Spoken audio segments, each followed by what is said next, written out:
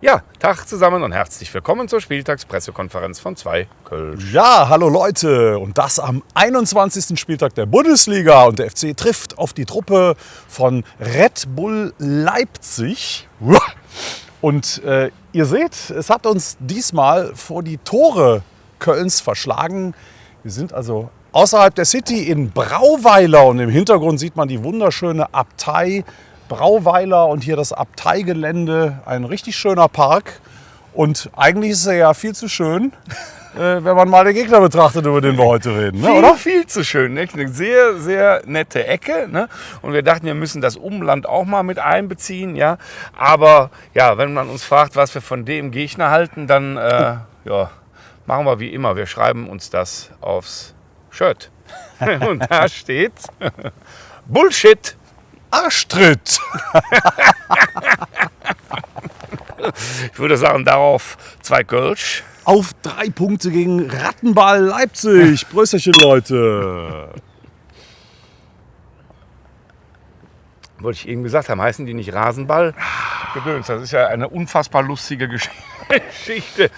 In Wahrheit mit dieser Mistkonstruktion. Ne? Ja. Also, wie ihr seht, es ist natürlich leicht unflätig, hat Gründe, die in der Logik liegen. Einmal, weil wir die wirklich furchtbar finden und das einfach schrecklich ist. Zum anderen, weil die Kurve auch aufgerufen hat. Wir haben das schon häufiger ja gemacht, ganz ohne Aufruf. Aber wir folgen dem natürlich gerne. Und wenn jetzt einer sagt, das kann man nicht machen in so unmittelbarer Nähe von der Kirche, wir stellen sogar gleich ein Kerzchen auf, ne, dass die dann sich vom Spielbetrieb abmelden. So würde ich sagen, machen wir das. Naja gut, und ich meine, wer uns kennt, der weiß, dass wir in der Vergangenheit wirklich schon ordentlich gegen dieses Konstrukt geschossen haben. Ja. In allen möglichen Formen, verbal, mit Gestik, vor Ort in Leipzig erinnere ich mich sehr gerne dran, wo ich ja ein einziges Mal auch war und mir sehr viele Freunde zugelegt habe. Ja. Und die heute noch regelmäßig in unseren Kommentarspalten immer mal wieder auftauchen. Und auch im Hinspiel hatten wir ein schönes Bildchen. Wonach haben wir noch mal gesucht? Nach dem Sack Jeseisch des Monats? Ja. Wenn du da hier guckst, hier steht auch, das sind ja die Anti-Shirts, hier steht ja Sack Jeseisch. Ja, ganz genau. Ne?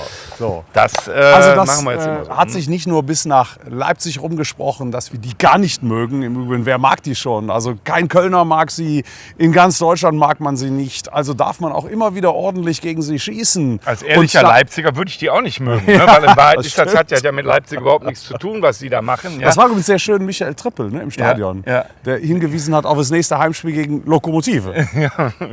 Leipzig. Werden sie sich hoffentlich auch schön geärgert haben. Naja, also was ich aber noch sagen wollte, das hat sich überall hin rumgesprochen und deswegen werden das auch hier die Abtei-Vorsitzenden, wie nennt man die Jungs eigentlich? Priester, Pfarrer, ich weiß es nicht, aber die werden das wahrscheinlich auch wissen. Grüße ins, und da in die Kirche. Ein Gerechtigkeitsthema ist in Wahrheit, es geht ja um Wettbewerbsverzerrung und um Gerechtigkeit. Kann ich mir nicht vorstellen, dass die Heilige Kirche was dagegen hat, wenn man sagt, ich bin gegen Ungerechtigkeit. Das kann so nicht sein. Ne? Also ist aber real, ne? Denn wir stehen hier und wir wollen eigentlich nur dieses wunderschöne Bauwerk und die schöne Ecke hier feiern. Ne? Das schöne Brauweiler, das gehört sich ja einfach so, weil wir immer schöne Hintergründe hier haben. Ne? Ja, und Arschtritt, ne? Kommen wir zu was Positivem. Ne? Das ist ja das, was wir alle hoffen, was wir den Vögeln da mal verleihen, ne? Verabreichen können. Ja, verpassen ist das richtige Wort. Ja, verpassen. Ne? Denn wird ja mal wieder Zeit. Naja, also ich meine, erfolgsverwöhnt sind die ja jetzt nicht gerade, würde ich sagen. Ne? Für uns wird es mal wieder Zeit, dass wir das die auch zu schlagen. machen. Ja, hast du recht. Ne? Wobei, wir haben ja jetzt gerade so ein anderes Konstrukt, den haben wir ja auch einen Arschtritt verpasst in Wolfsburg letzte Woche. Genau. Und weil es knapp war, tut es besonders weh denen. Ja, ne? Die sind ausgepfiffen worden von ihren Leuten bei einem Auswärtsspiel. Ne? Und da sieht man mal, wie eng das beieinander ist. Ne? Mannschaft, die so viel Kohle hat bis zum Abwinken, ähnlich wie die Leipziger ja auch, ne? Die seit Menschengedenken quasi in der Liga sich da festbeißen, obwohl kein Mensch sie da haben möchte. Ja. Und dann lassen sie sich von den paar Eierköppen da, sich noch auspfeifen für die Leistung. Ja, aber das werden aber auch immer weniger, muss man dazu sagen. Es werden immer weniger. Man muss auch sagen, wir haben es ihnen auch nicht leicht gemacht. Also alle, die sagen, so scheiße wie die Wolfsburger und so, ja, es hängt immer ein bisschen davon ab, auch wie der Gegner spielt. Absolut. Und wir haben es ihnen nicht leicht gemacht. Das ist auch Teil der Wahrheit. Ja. Wir sehen schon auch, wo unsere Defizite sind. Also, aber ich finde das alles überhaupt nicht verwunderlich. Also mich hat das Spiel ehrlich gesagt richtig mitgerissen. Ja. Ich wollte gerade sagen, begeistert, das würde vielleicht ein bisschen zu weit gehen. Also das hat der Trainer schon ganz gut beschrieben, vor der Glotze hätte das wahrscheinlich ausgeschaltet. Ich fand es aber erstens super spannend und zweitens haben wir das gewonnen und ich bin leidenschaftlich mitgegangen und ich möchte an der Stelle wirklich auch noch ein ganz herzliches Dankeschön an alle FC-Fans aussprechen. Also der Support hat mir sehr gut gefallen, trotz dessen, dass die zweite Halbzeit wirklich zäh war.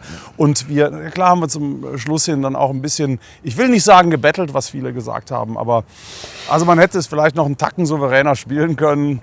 Ja, wir hätten auch... Ja, also es hätte vielleicht Anlass gegeben, eine Kritik auszusprechen, aber kein Mensch hat gepfiffen, ich habe nicht einen Pfiff gehört. Und nur so kann man solche Spiele dann auch ziehen, wenn die Fans mitmachen, wenn eine Einheit aus Mannschaft und Fans da zu Werke geht. Und dann hat es geklappt und dann rutscht ein Marvin Schwäbe eben nicht in der 90. aus. Und es fällt wie gegen St. Pauli noch so ein dämliches Gegentor, sondern wir haben es gezogen und das war geil. Mich hat es wirklich fasziniert. Ja. Geil. Enorm wichtiges Spiel auch, weil den Arschtritt zu versuchen gegen die Leipziger jetzt natürlich deutlich entspannter ist. Ja, nicht, dass wir jetzt in einer ultra geilen, komfortablen Situation wären, aber wenn wir da jetzt keinen Punkt oder nur einen Punkt geholt hätten, sähe es in der Tabelle schon wieder anders aus. Du weißt, oh Gott, ja, alles so zäh, jetzt kommen ein paar schwierigere Mannschaften. Das ist schon ganz, ganz wichtig gewesen und ein Riesenvorteil für dieses Spiel. Die kommen vor allen Dingen aus einer absoluten, ja, man kann es fast Misserfolgsphase nennen. Ne? Und wenn wir über unzufriedene Fans und Zuschauer sprechen, egal wann man sich ein Spiel in Leipzig anschaut, es sind immer leere Ränge, also reihenweise rote Fläche. Da man könnte auch sagen, es ist niemand unzufrieden. Nee, ne? ganz genau, es ist keiner unzufrieden. Also die sind Fünfter, 3 Punkte Rückstand auf Stuttgart auf Platz 4. Und die Saison ist eigentlich gelaufen. Also für erfolgsverwöhnte Red Bull Leipzig-Fans ist die Saison durch.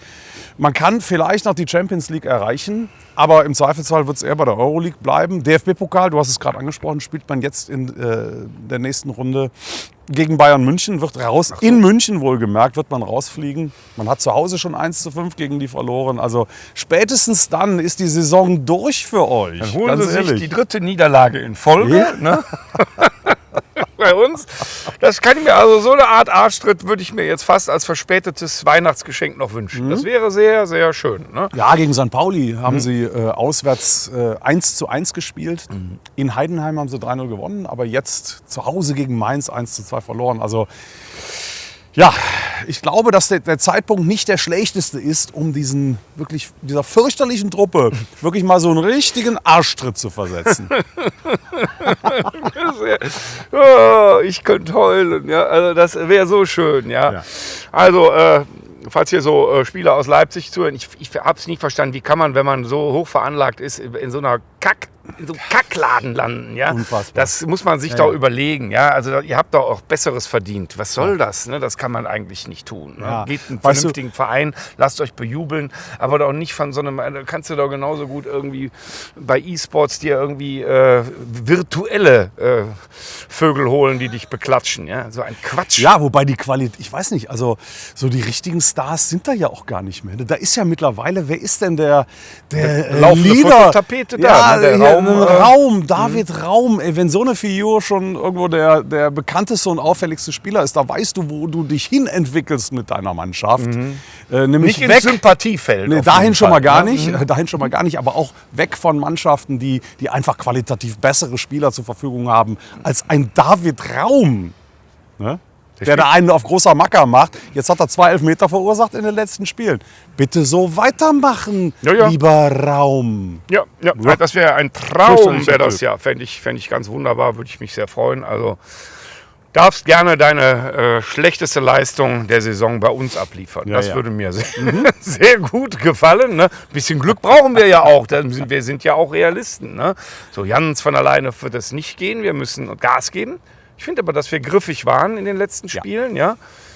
Und wenn wir da weitermachen, und auch uns keine Auszeiten erlauben dann, ne, dann glaube ich, kann man auch da was machen. Und ehrlicherweise, so viel Pech, wie wir bei den Abschlüssen hatten. So ein Ache, der das Ding machen muss, ja. Ein El Maler, der es leider nicht. Also wir hatten wirklich Pech bei den Abschlüssen gegen Wolfsburg. Und wenn das kann doch jetzt gern mal wiederkommen, dass wir auch mal einen, der gar nicht so schwierig war, also gar nicht so gut geschossen war, der kommt dann rein, ja.